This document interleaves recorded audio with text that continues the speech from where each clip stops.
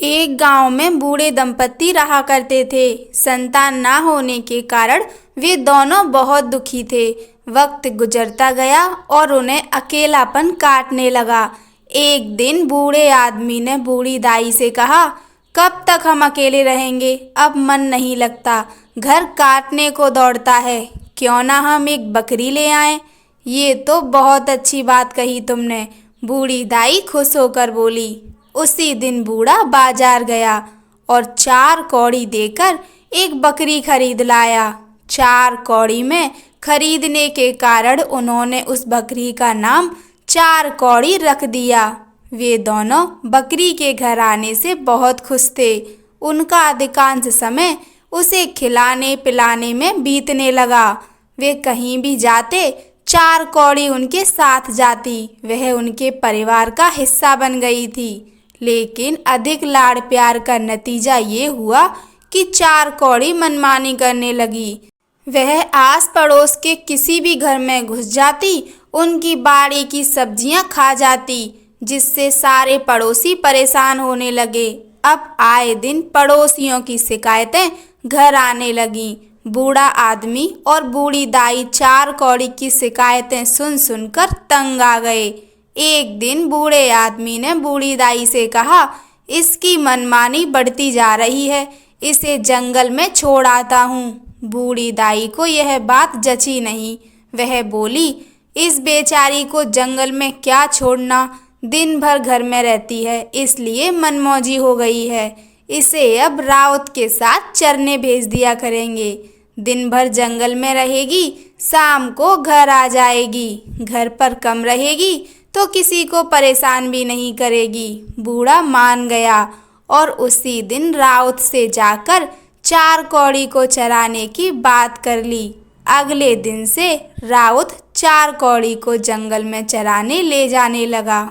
लेकिन कुछ ही दिनों में वह उससे परेशान हो गया, क्योंकि वह उसकी कोई बात नहीं सुनती थी, इधर उधर भागती रहती थी। आखिरकार उसने उसे चराने से मना कर दिया। अब वह फिर से पूरे दिन घर पर रहने लगी। कुछ समय बीता तो उसने 2 बच्चों को जन्म दिया, हिरमिट और खिरमिट। अब तो पड़ोसियों की और आफत आ गई, क्योंकि 4 कौड़ी के साथ हिरमिट और खिरमिट भी उन्हें तंग करने लगे।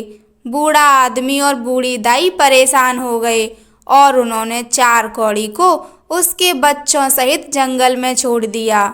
जंगल में 4 कौड़ी अपने बच्चों के साथ मजे से दिन गुजारने लगी। वे दिन भर जंगल में घूमते और फूल पत्ते खाते और रात में किसी पेड़ के नीचे सो जाते। इसी तरह कुछ दिन बीते। एक दिन एक बाघिन ने उन्हें जंगल में देख लिया और उसके मुंह से लार टपकने लगी। वह हिरमिट और खिरमिट को चट कर जाना चाहती थी। 4 कौड़ी समझ गई कि बाघिन का इरादा क्या है। वह डर से कांप गई। फिर अपने बच्चों की खातिर हिम्मत कर बाघिन के पास गई और बोली, प्रणाम दीदी। 4 कौड़ी के मुंह से अपने लिए दीदी का संबोधन सुन बाघिन अचंभे में पड़ गई। वह सोचने लगी कि इसने दीदी कह दिया, अब इसके बच्चों को कैसे खाऊं। उसने 4 कौड़ी से पूछा, कहाँ रहती हो? रहने की कोई जगह नहीं है दीदी। 4 कौड़ी बोली, चल मेरे साथ, मेरी मांद के बगल की मांद खाली है, वहीं रहना। बाघिन बोली। 4 कौड़ी हिरमिट और खिरमिट को लेकर बाघिन के साथ मांद में चली आई। वह समझ गई थी कि बाघिन उसके बच्चों को नहीं खाएगी, क्योंकि उसने उसे दीदी कहा है। वह अपने बच्चों के साथ बाघिन की मांद के पास वाली मांद में खुशी खुशी रहने लगी।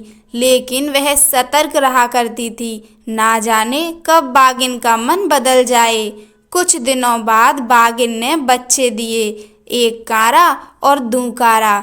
बच्चे होने के बाद से वह शिकार पर नहीं जा पा रही थी। अब भूख के कारण वह बकरी के बच्चों को खाने की योजना बनाने लगी। 4 कौड़ी ने बाघिन की आंखों को पढ़ लिया था। वह बार बार उसे दीदी पुकारती ताकि उसका मन बदल जाए। कुछ देर के लिए बाघिन का मन पिघलता भी, पर बाद में भूख हावी होती तो वो फिर उसके बच्चों को खाने के लिए लालयात हो जाती। एक शाम उसने चार कौड़ी से कहा, तुम तीनों अब से हमारे साथ सोया करो, बच्चे खुश होंगे। चार कौड़ी ने नानुकुर की तो बागिन बोली, तीनों ना सही, अगर खिरमिट या हिरमिट में से किसी एक को भेज दो तो। चार कौड़ी चिंतित हो गई। अपनी माँ को चिंतित देख खिरमिट बोला, माँ, मैं आज रात बागिन की मांद में सोऊंगा और तू मेरी चिंता मत करना, मैं सुबह सही सलामत आऊंगा। उस रात खिरमिट बागिन की मांद में पहुंचा और बोला, मौसी, मैं आ गया। उसे आया देख बागिन बहुत खुश हुई और बोली, एक किनारे जाकर सो। खिरमिट एक किनारे जाकर सो गया। बागिन उसे देखती रही और उसे खाने के बारे में सोचती रही। कुछ ही देर में उसे नींद आ गई और वह सो गई, लेकिन डर के मारे खिरमिट को नींद नहीं आई थी। आधी रात वह उठा और बागिन के पास गया। देखा वह गहरी नींद में सो रही थी। उसने उसके बच्चे एक कारा को उठाया और अपनी जगह सुलाकर उसकी जगह लेट गया। रात और गहराई तो बागिन उठी और एक कारा को खिरमिट समझकर खा गई और अपनी जगह आकर सो गई। सुबह होने पर खिरमिट बागिन को जगाते हुए बोला, मौसी, मैं जा रहा हूँ। उसे सही सलामत देख बागिन चौंक गई। उसे समझ नहीं आया कि रात वह किसे खा गई है। उसने अपने बच्चों को देखा तो उसे एक कारा दिखाई नहीं दिया। वह गुस्से से तिलमिला उठी, लेकिन उस समय गुस्सा दबाकर बोली, ठीक है जा, लेकिन रात को सोने के लिए आ जाना। उस रात जब खिरमिट सोने के लिए बागिन की मांद में पहुंचा तो देखा कि बागिन दूकारा को अपनी पूंछ से लपेटकर सोई है। वह सोच में पड़ गया कि अब खुद को बचाने के लिए रात में क्या करूं। बागिन के कहने पर वह एक किनारे जाकर सो गया। इस बार भी वह सोया नहीं। बागिन के सोने के बाद वह मांद से बाहर आया और इधर उधर देखने लगा। उसे एक बड़ा सा खीरा दिखाई पड़ा। वह खीरे को अपने स्थान पर रखकर अपनी माँ के पास आ गया। रात में बागिन ने उसकी जगह खीरा खा लिया। सुबह होने पर खिरमिट बागिन की मांद में गया और बोला, मौसी, मैं जा रहा हूँ। उसे फिर से जीवित देख बागिन आश्चर्य में पड़ गई। वह चला गया और बागिन उसे देख सोचती रह गई कि रात मैंने इसकी जगह क्या खा लिया। पास ही दूकारा सो रहा था। कुछ देर में बागिन को खीरे की डकार आई और उसे समझ आया कि उसने खीरा खा लिया है। वह गुस्से से बिलबिला उठी।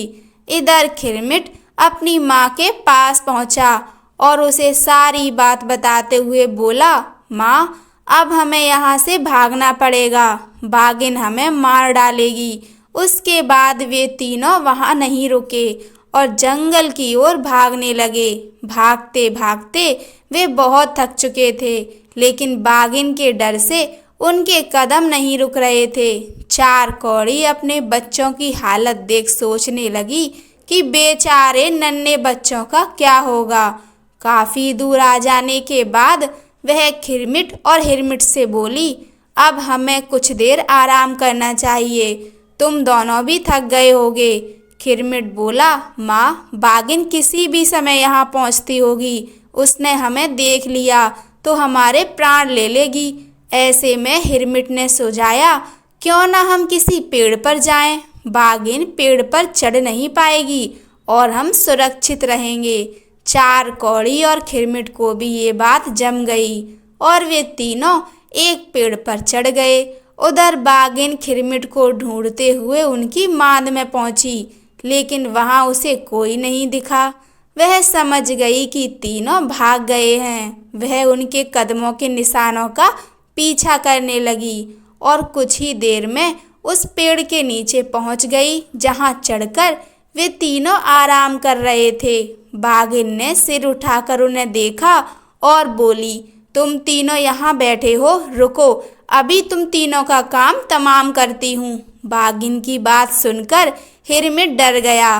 तब चार कौड़ी उसे समझाते हुए बोली, डरो मत, ये पेड़ पर नहीं चढ़ सकती, इसलिए हम यहाँ सुरक्षित हैं। तभी खिरमिट बोल पड़ा, दे तो दाई सोने का डंडा। ये सुनकर बाघिन सोचने लगी कि सोने का डंडा इन्हें कहाँ से मिल गया। वो बोली, अब तुम मुझे डंडे से डराओगे? तभी चार कौड़ी खिरमिट से बोली, ये ले खिरमिट सोने का डंडा। और उसने पेड़ की एक डाल तोड़कर खिरमिट की ओर फेंकी। खिरमिट ने वह डाल बाघिन के ऊपर मारा। डंडे की चोट से बाघिन करहा उठी और पेड़ से कुछ दूर हटकर खड़ी हो गई, लेकिन वहां से गई नहीं। इधर तीनों बकरियां परेशान थीं कि बाघिन के रहते पेड़ से कैसे उतरें, और उधर बाघिन परेशान थी कि कब तक इन बकरियों का पेड़ से उतरने का इंतजार करते रहूं। तभी बाघिन को वहां से 3 बाघ गुजरते हुए दिखे। उसमें से सबसे बड़े बाघ का नाम बंडवा था। बाघिन बंडवा के पास गई और उसे बताया कि पेड़ के ऊपर 3 बकरियां बैठी हैं। यह सुनकर बंडवा सहित अन्य दोनों बाघों के मुंह में पानी आ गया और वे तीनों बाघिन के साथ उस पेड़ के नीचे पहुंचे जिसके ऊपर बकरियां बैठी हुई थीं। उन बाघों को देखकर खिरमिट और हिरमिट डर गए। तब चार कौड़ी उनका ढांढस बंधाते हुए बोली, डरो मत, ये सब पेड़ पर नहीं चढ़ सकते, जब तक हम पेड़ पर हैं सुरक्षित हैं। तभी उन्होंने देखा कि बंडवा पेड़ के नीचे खड़ा हो गया। उसके ऊपर बाघिन खड़ी हो गई। बाघिन के ऊपर एक बाघ, अब उसके ऊपर दूसरा बाघ चढ़ने लगा था। अब चार कौड़ी भी डर गई कि इस तरह तो वे सब हम तक पहुंच जाएंगे। वह सोचने लगी कि अब अपने बच्चों को कैसे बचाए। तभी खिरमिट बोल पड़ा, दे तो दाई सोने का डंडा, तेमा मारो तरी के बंडा। यह सुनकर बंडवा डर गया और भागने लगा। उसके भागते ही बाघिन नीचे गिरी और उसके बाद दोनों बाघ भी, वे सब भी भागने लगे। उन्हें भागता देख चार कौड़ी अपने बच्चों से बोली, चलो बच्चों, अब हमें भी पेड़ से उतरकर भागना चाहिए। तीनों तुरंत पेड़ से उतरे और गांव की ओर भागने लगे और सीधा बूढ़े आदमी के घर पहुंचकर रुके। कुछ दिन बकरियों के बिना रहकर बूढ़ा आदमी और बूढ़ी दाई भी उकता गए थे। उन्हें अपनी बकरियों की याद आने लगी थी। बकरियों को वापस आया देख वे बहुत खुश हुए। उस दिन एक बाद से वे सब खुशी खुशी साथ रहने लगे।